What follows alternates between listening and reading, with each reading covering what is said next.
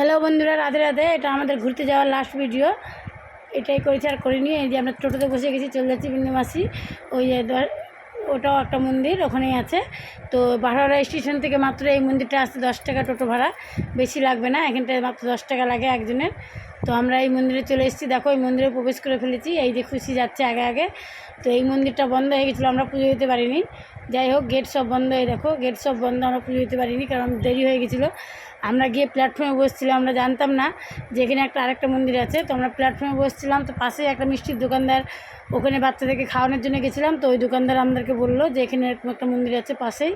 তো আমরাও সঙ্গে সঙ্গে চলে এলাম মন্দিরটা ঘোরার জন্য। এই দেখো, তো আমি ট্রেন লেট আছে, তো চলো ঘুরেই আসি। তো এই যে আমরা ঘুরতে চলে এসেছি মন্দিরে। আর এখানে সবথেকে যেটা ভালো লাগলো সেটা হচ্ছে যে বাবা মহাদেব। দেখো কত বড় মহাদেব, এই পা ধরে ধরে আমরা সবাই ছবি তুলেছি।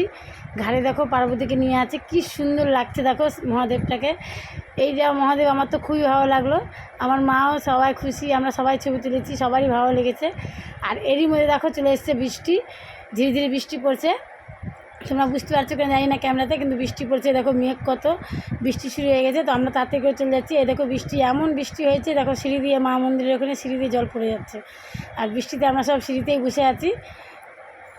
এই দেখো সব কত জল, আমরা সব সিঁড়িতেই বসে আছি। তো আমাদের ভিডিওটা আপাতত এতটুকুই, আর নেই আমার কাছে। আবার যদি ঘুরতে যাই তো ভিডিও আবার আমি দিব। তো এতটুকুই ভিডিও। বন্ধুরা, ভালো লাগলে অবশ্যই লাইক কমেন্ট শেয়ার করবেন। আমাদের ভিডিওটা এইটুকুই। টাটা বন্ধুরা, বাই বাই।